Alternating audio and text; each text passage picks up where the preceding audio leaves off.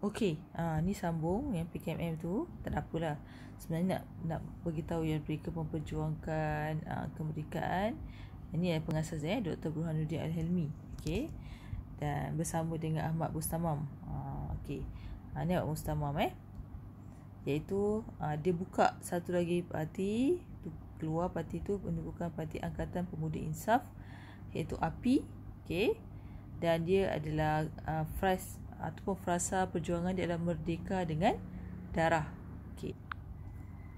Kita akan tengok sini. So dia punya tokoh dia adalah inilah. Alamak tu merah pula. Ahmad Bustamam. Okey.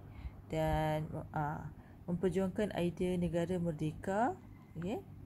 Idea negara merdeka iaitu dia mahukan pemerintahan demokrasi. Okey. Dan dasar ekonomi yang mengutamakan rakyat dan keadilan sosial. Okey. So, apa slogan digunakan? Merdeka dengan darah.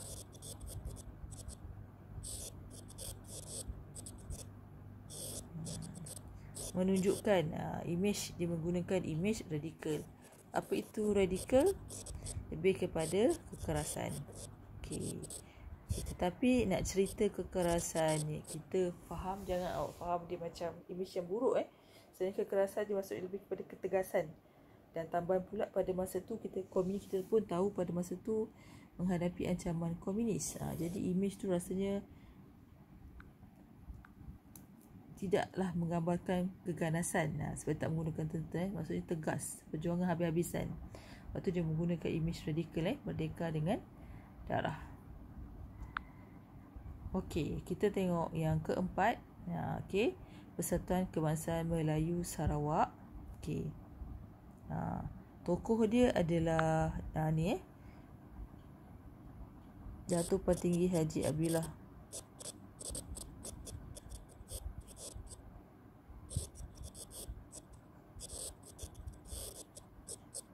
Okey. Ini dia. Okey. Dan apa yang diperjuangkan adalah yang kita dah tengok masa bab 4, iaitu menuntut berkerajaan sendiri. Apa ejaan ni?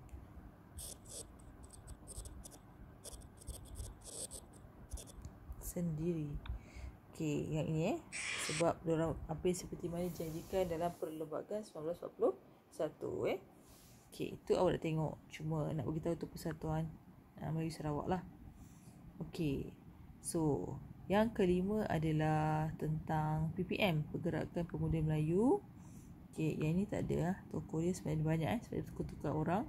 So, dia menggunakan catatan merdeka. Okey.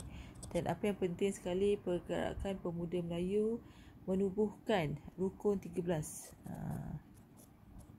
Rukun 13 iaitu Pakatan Sulit. Kalau lupa, yang membunuh Gubernur Sarawak pada masa tu Persidobi. Itu antara ahli Rukun 13. Okey. Kenapa? Sebab dia untuk tanamkan sifat membenci kolonial. Apa maksud kolonial? Penjajah. Okey. Penjajah.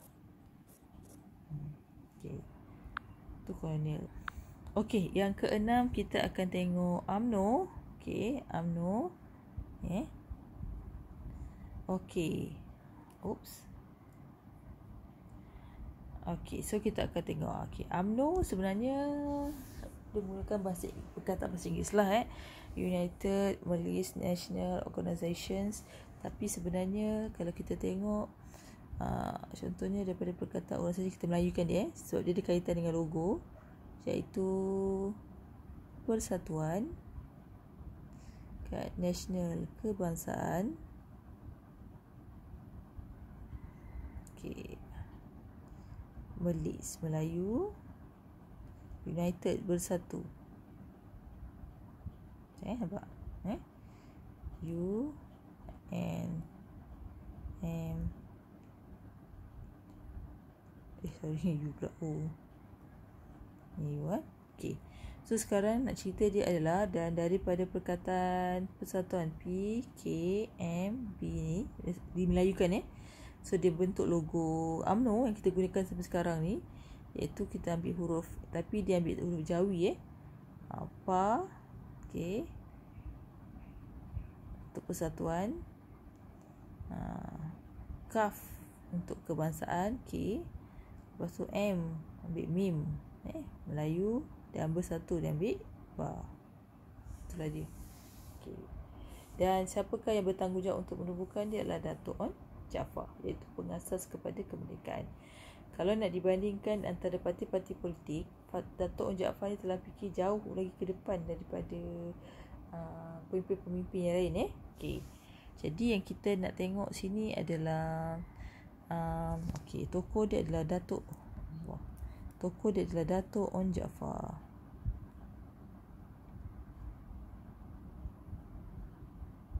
Okay.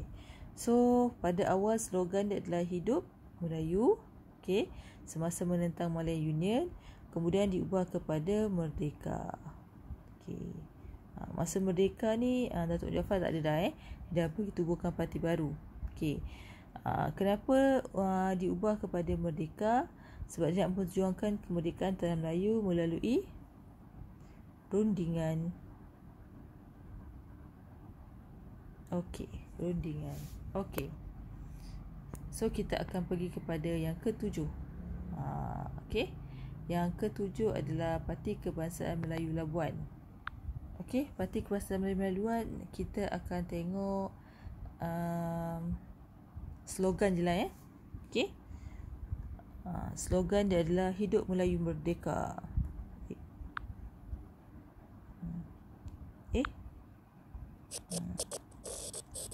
Hidup Melayu Merdeka. Itu adalah tokoh dia. Kita nak fokus tokoh dia. Dan sebab dia menekankan kesedaran kebangsaan. MIC. MIC untuk Indian punya. So tokoh dia adalah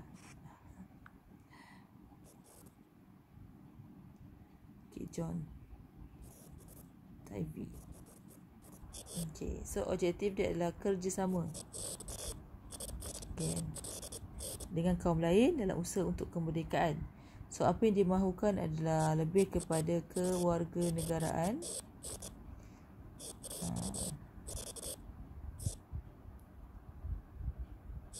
dan bersedia untuk tak setia. Ini yang penting tak setia kepada tanah Melayu.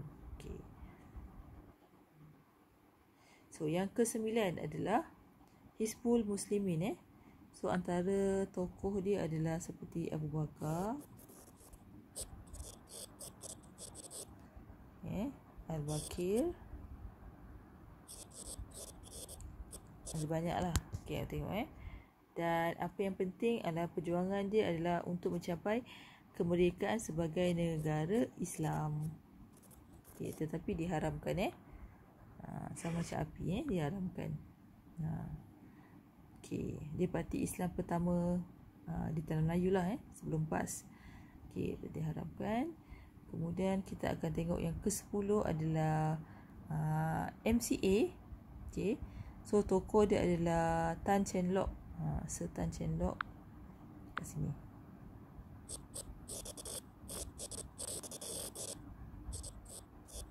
Ini makin buruk tulisan. Berusaha untuk menyatukan masyarakat Cina dan bekerjasama Ya Allah, tulisan.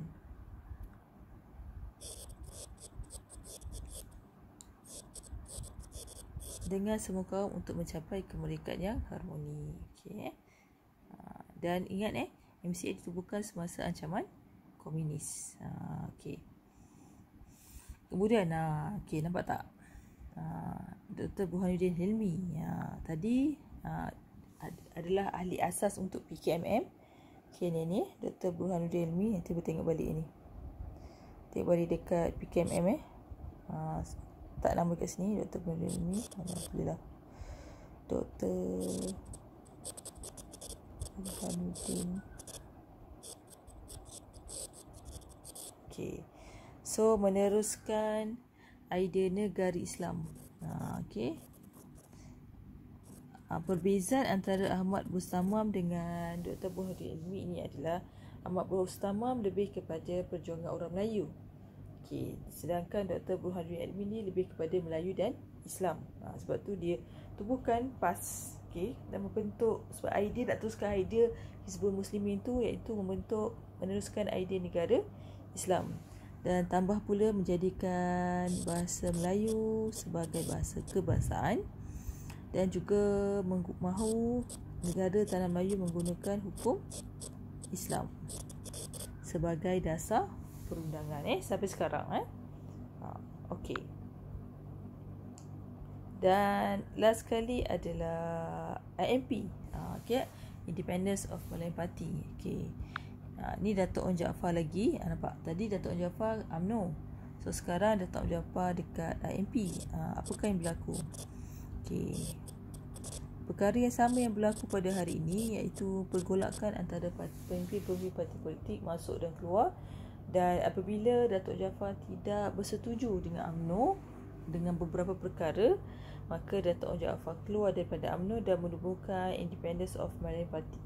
Okay. Jadi idea yang digunakan untuk independence adalah menggunakan idea Tanah Melayu untuk Malayan.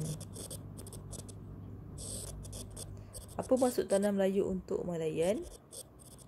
Okey.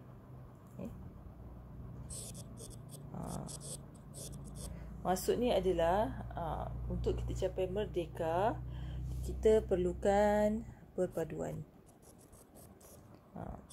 Sebab itu apabila isu dia adalah sebenarnya dekat UMNO, kan nama pun Persatuan UMNO Melayu. Bila Dato' Jaafar nak cadangkan untuk buka keahlian kepada orang Melayu dan orang Cina, iaitu mendapat tentangan pada masa itu. Jadi sebab itulah Dato' Onn Jaafar keluar dan tubuhkan Independence of Malayan Party. Dan membuka keahlian kepada semua kaum.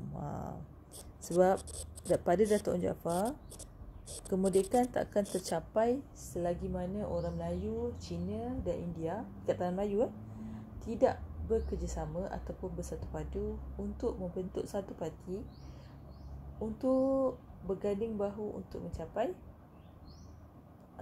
kemerdekaan. Okay.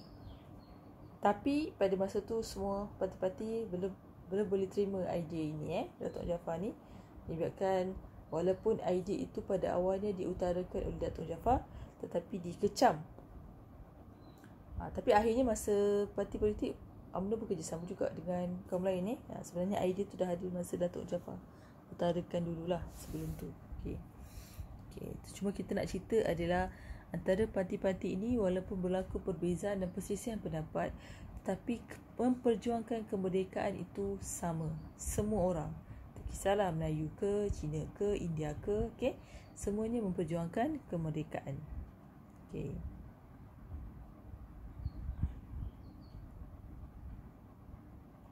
Okey, so awak boleh tulis latihan yang sambung tu lah. Sekejap. Okey, awak boleh tulis terus pada latihan ni.